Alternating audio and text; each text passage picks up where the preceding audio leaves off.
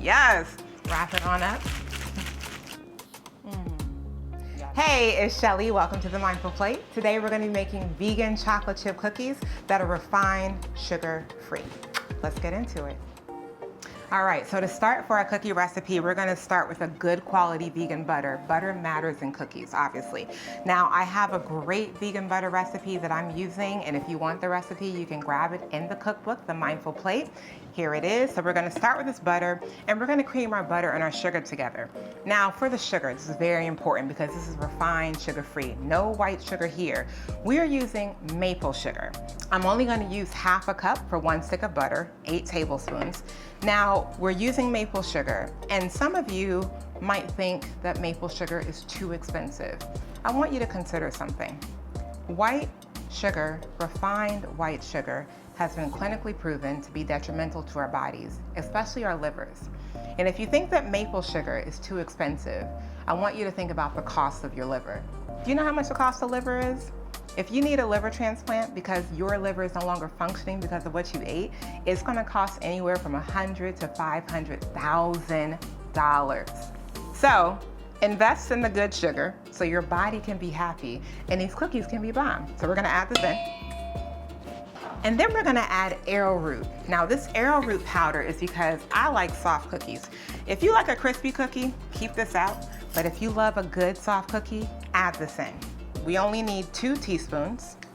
If you don't have arrowroot, you can use cornstarch. I like arrowroot because I find that oftentimes I'm allergic to the cornstarch, not necessarily to corn, but the cornstarch because of how they process it.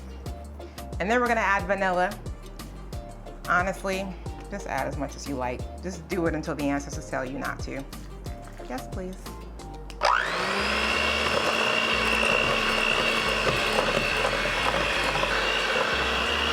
And I'm gonna add a little bit more vanilla because that's what I wanna do. And I like the way it tastes.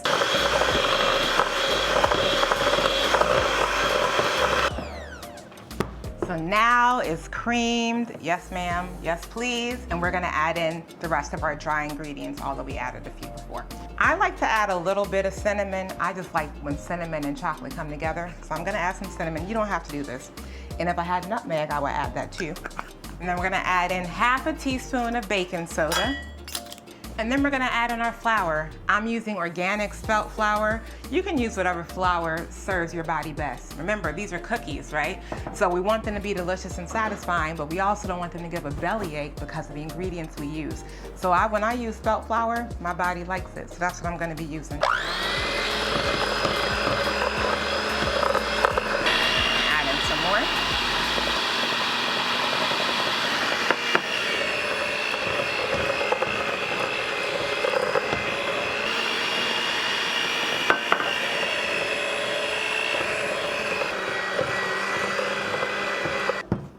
The good thing about making vegan cookie dough is that you can taste it and see if it's giving what you want it to give.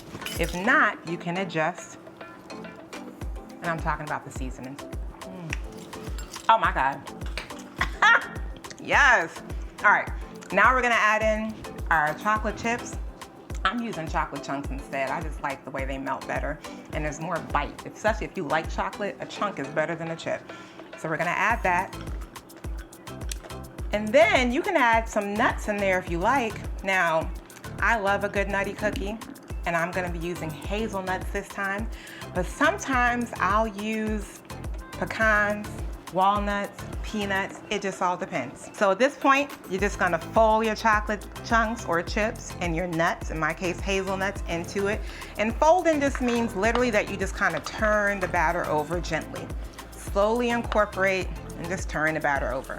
Now, for those of you who love cookies and you find yourself going to the store and buying the packaged stuff, or you go to the refrigerated part and you buy the ones that you bake at home, I'm gonna ask you to do something different.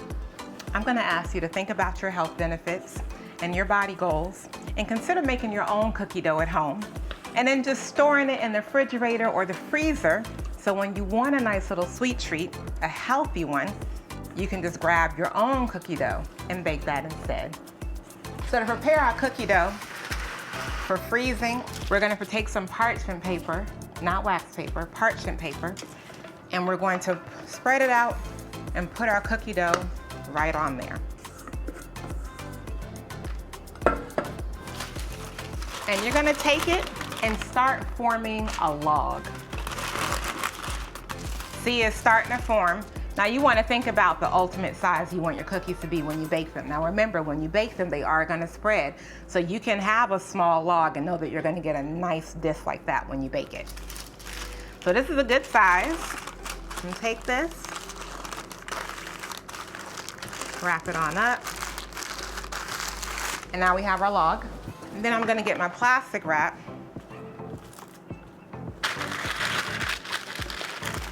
Put my log in here. And then wrap it on up.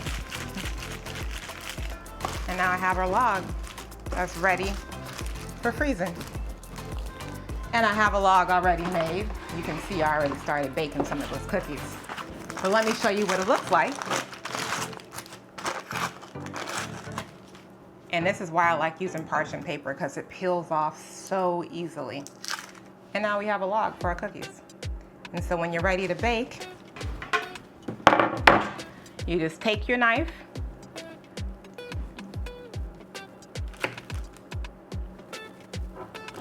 cut them up. And I like to use a serrated knife. It cuts so much easier. Space them out so they can have room to spread. And you can bake as little or as many as you want. So if you know you have a tendency to overdo it, then maybe you just bake 1 or 2 at a time. But if you're sharing with friends, bake as many as you like. Now, before I share what these look like after they're baked, I want to share with you the mindset that created them first. For those of you that are looking to change your eating habits for good, I got some tips for you. Follow me. Now, I know you want to get to those cookies, but before we get to those cookies, I just want to share that for those of you who are struggling with your relationship with food, your relationship with sugar, or you're an emotional eater or a stress eater and you tend to eat sweet things, it is not enough to simply change your ingredients. It's not enough to eat the health cookie, get the diet cookie, the low calorie cookie, the low sugar cookie, whatever. You have to shift your mindset. And so I want you to think about 2 things. The first thing is, you don't have to give up what you love. You can absolutely eat the cookies and enjoy them. And you have to be conscious about why you're eating them. If you're eating them because you're feeling emotional or you're stressed, all you've done is substitute one for the other. You haven't changed the actual situation. And so if you find yourself wanting to emotionally eat, don't bake these cookies yet. Instead, I want you to follow the CRAVE acronym. The CRAVE acronym is an acronym that I created to help me process my cravings and to help other people that I work with who are emotional eaters process their cravings. I won't get it into in this video, but the video is linked below and you can see that video and learn how to process your emotional eating habits, your emotional eats, and figure out what's going on before you actually eat. And then the second thing, I want you to remember that your body is a temple, not a dumping ground. So if you're feeling for something sweet, remember to choose the highest quality sugar sweetener that you can. White sugar is not it. Let that go. So instead, use the maple sugar. And like I said before, y'all, don't trip at the price, because the price to your liver is way more. And what you have inside of you is a blessing, God's gift. So make sure you feed it the food that it needs to restore itself and keep you healthy. Now let's get to these cookies.